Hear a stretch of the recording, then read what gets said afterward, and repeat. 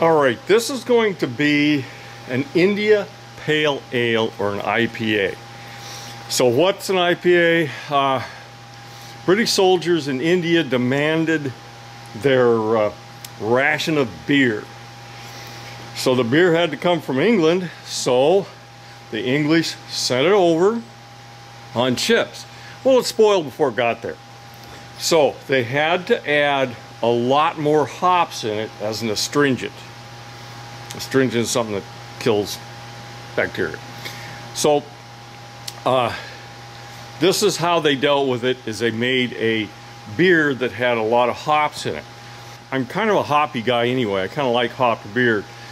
I'm not sure I'm going to like some of the India Pale Ale. Some of them are a little bit too hoppy, but I'm set up to do this all grain batch of the India Pale Ale.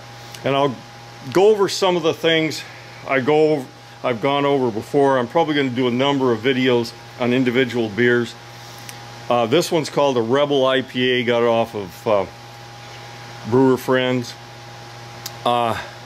Friend. And I'm going to get started on this thing. There's a lot of things going on when you start doing this. You got a lot of, your time is really mixed up with a lot of things. And I'll turn on the video as much as I can when there's something to show.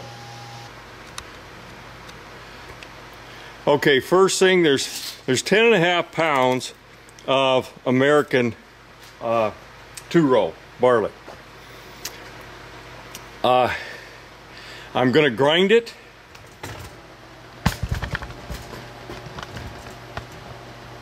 With that doohickey and wear out my arms. While I'm grinding it, I'm going to be putting this water in. A little something about the water. This is not distilled water, it's in distilled water jugs. But what I'm doing is I'm trying to make sure I know how much water I have. So I've taken these distilled water jugs and filled them with water so I can mete out what I should have. Now I need 5.5 gallons for the strike water. So I'm going to go ahead, those 2.5s are there, and I'm going to get half of one of those 1 gallon jugs, and I'm going to start that warming on my burner. Now this is a natural gas burner, a little different. A lot of them, I've got a video on this silly thing and how it works, but I'm going to get that started, and then I'm going to start grinding grain. Okay, here's my flavoring grains here.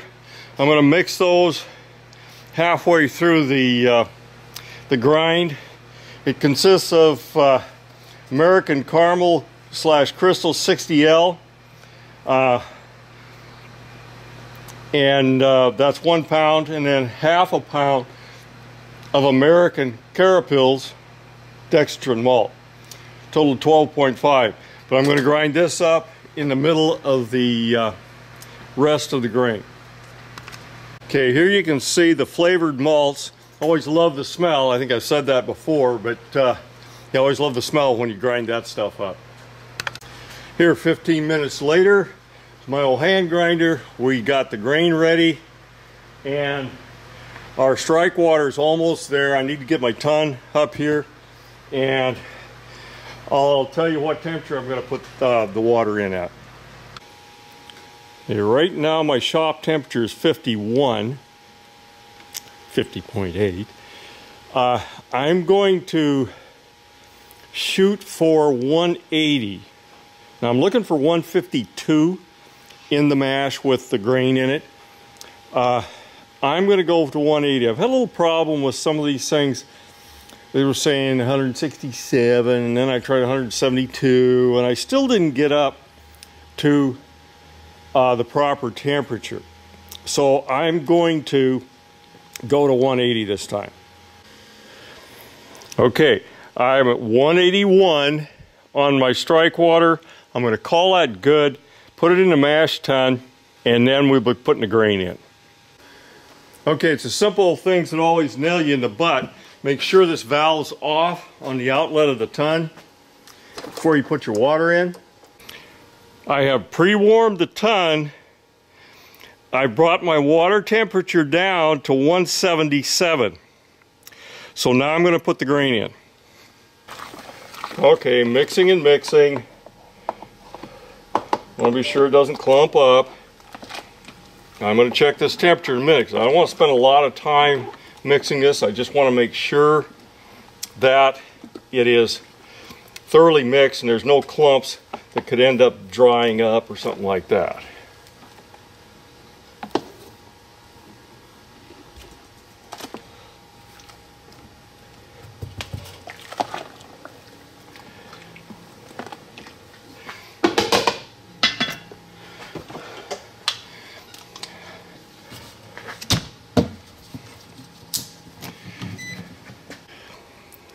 Okay, I actually got a little bit too warm, so I had a little bit of cool water to it. I should be at 152 and I'm running at about 153.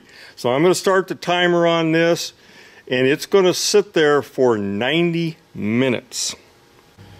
With about 20 minutes left on this infusion, I'm starting to drain my wort so that I can recycle it back in there. All I'm trying to do here is just clean it up.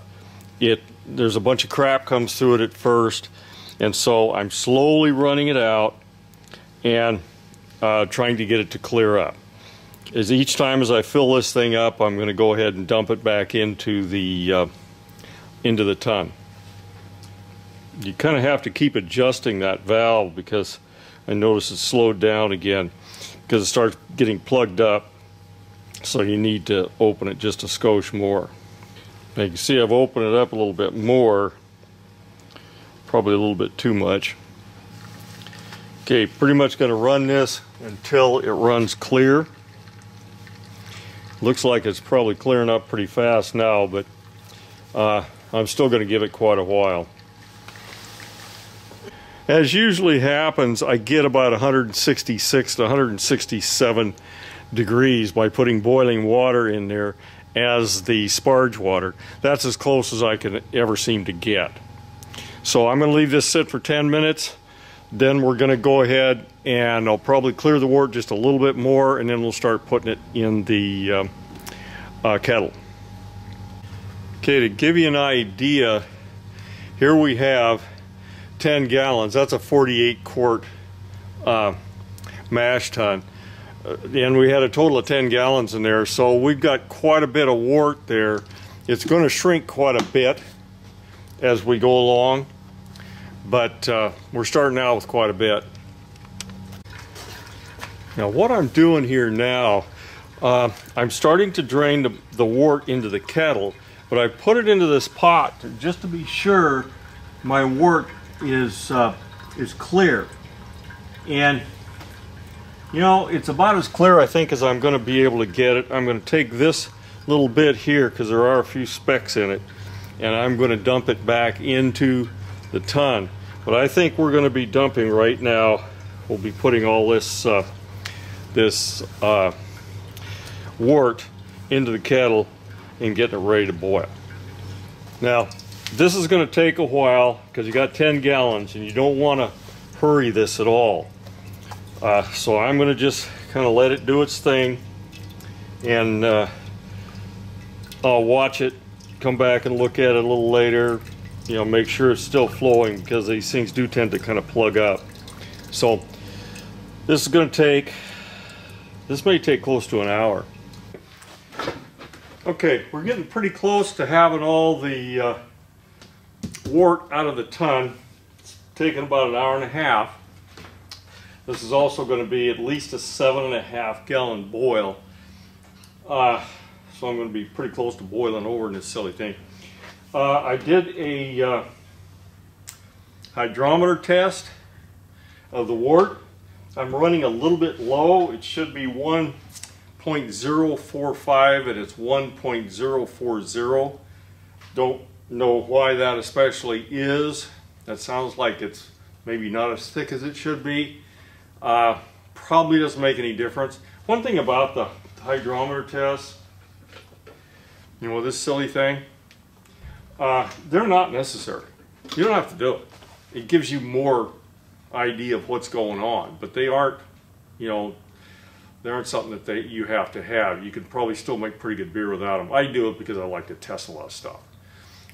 So I did get it cooled down to where I could do it with some ice water, and I took a hydrometer test, and as usual I drink a little.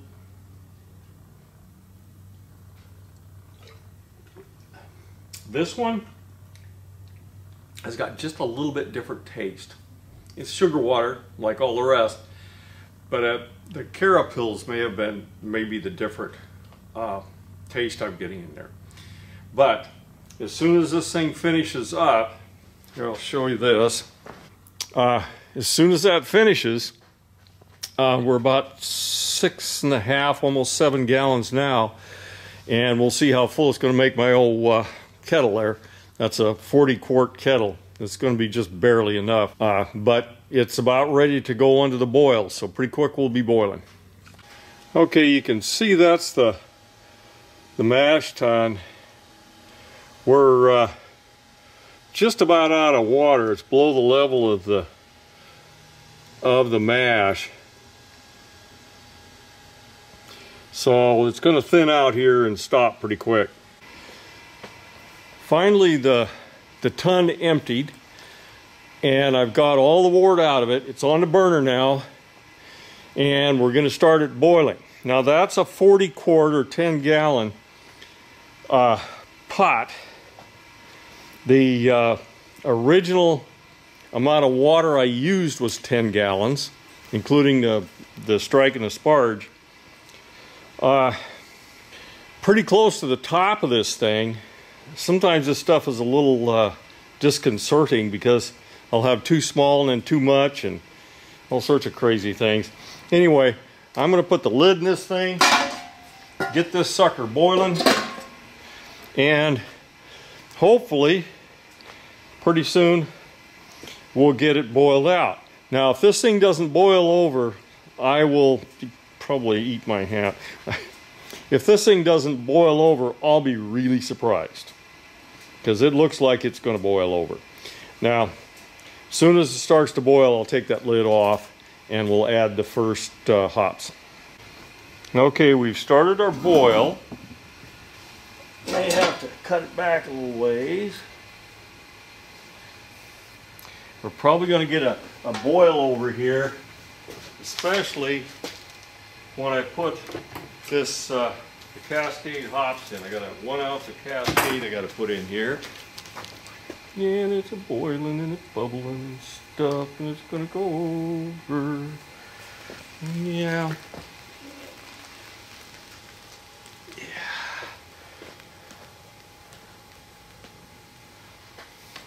And I never got it going. Yes, I did. Okay.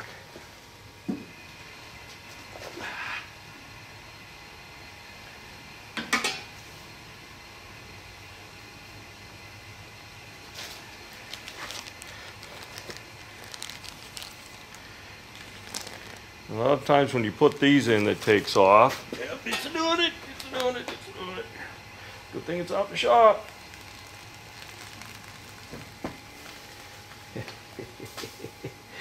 Good thing it's out in the shop. Mom would have a fit.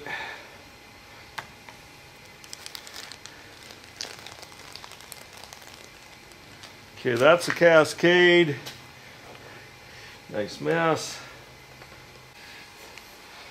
Okay, I didn't have the camera on when I put my 1/2 ounce of Simcoe in here, but I'm ready for my Chinook. You can see that. Chinook, yay, Chinook. Okay. And it's probably gonna bubble and boil over on me. Something big. Still boiling over. Now I got 2 more additions after this, one at 10 minutes.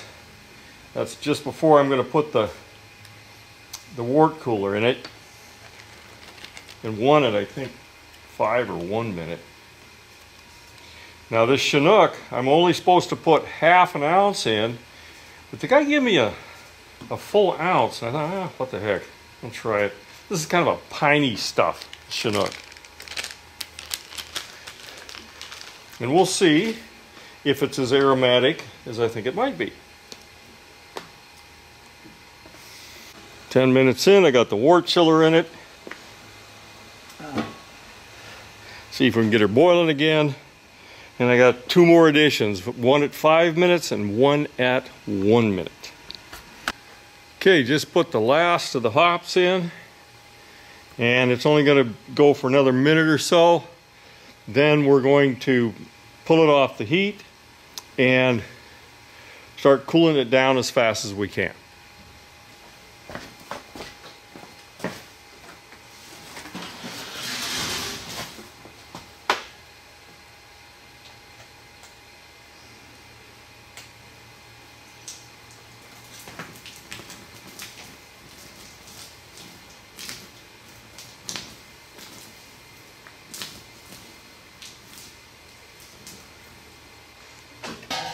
Okay.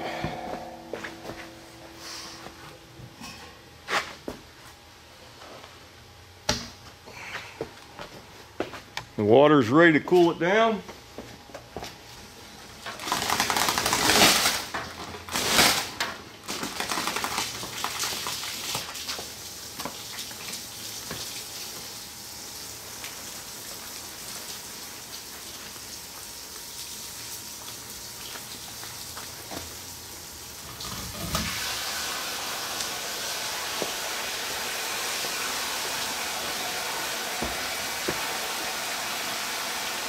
We're down to 75 degrees. I'm going to shut the water off, pull out the wort cooler, and now this stuff is really picky. You got to be real careful with it now.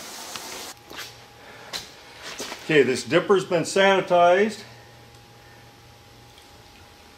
Taking enough out to see if I can do a specific gravity. Now it's going to go into the sanitized fermenter.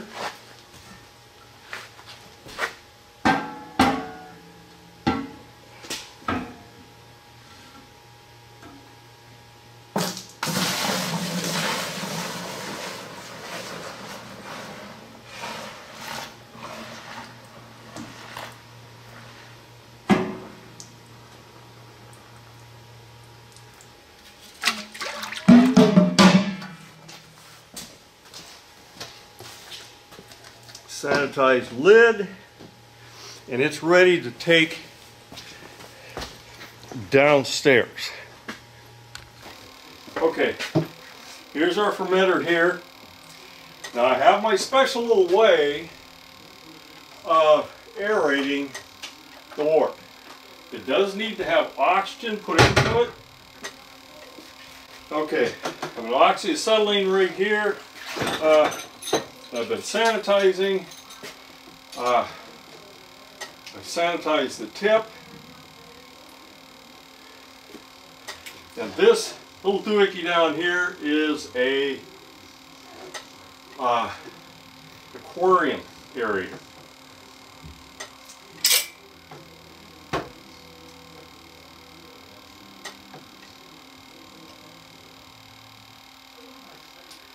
Now, what I'm going to do with this is it's going to go into the wort, and I'm going to aerate the wort with oxygen, pure oxygen. That's the best way to aerate. Now what I'm doing right now, I'm getting the air out of this thing, trying not to touch anything with it. Okay.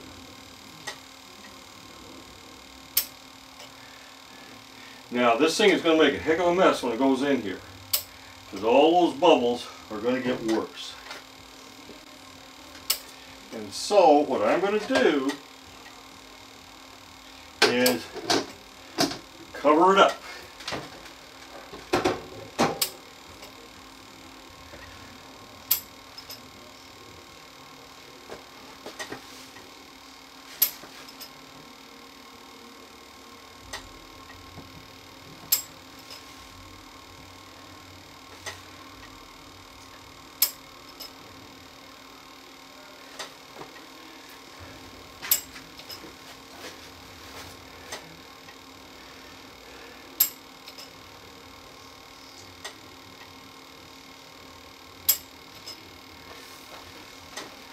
Now you can see I'm getting a mess out of this thing. It's not as bad as it would be without the lid, but it's bad enough. Yeah. Oh boy.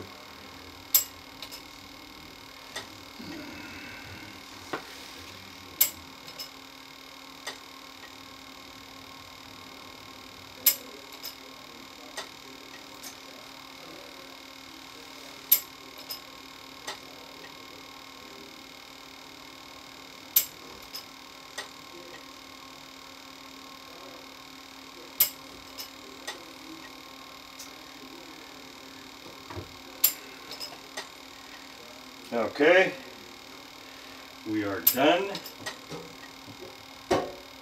Okay, now the next thing I got to do is I got to pitch the yeast. Now, because we're being really picky now, I disinfected these scissors before I open the yeast. Now I'm going to take the top off this thing. This is going to be fun. Yeah, not too bad. Now I'm using dry yeast. I'm probably at the upper limit of where I can use dry yeast. I have not at all used any liquid yeast or starter packs or anything like that.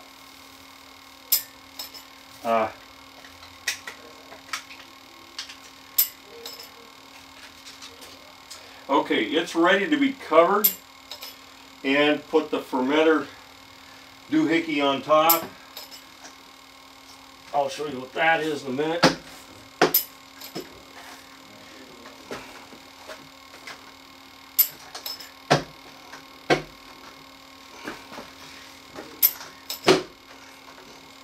This is the P-trap.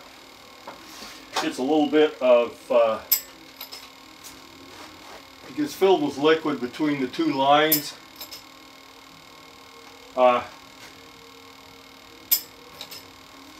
And it will not allow any air back in. It'll let CO2 out but not air in. Okay. We are done. Except for my mess. Oops. Ha! I made a boo-boo. I made a boo-boo.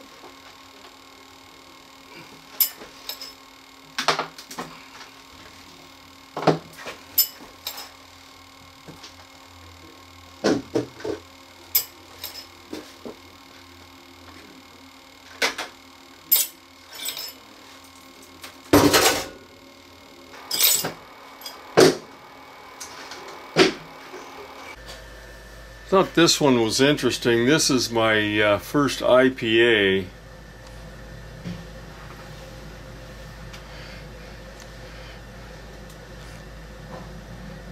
Normally it takes 24 hours before the yeast takes hold.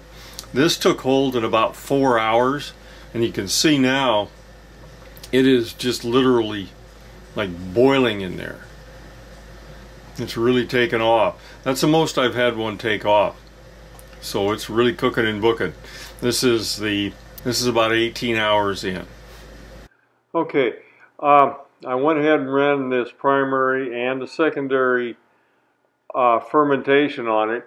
It was a little bit lower on the alcohol content than it should have been. It ended up at about 4%. But actually, it's a pretty good beer. For an IPA, it is really smooth.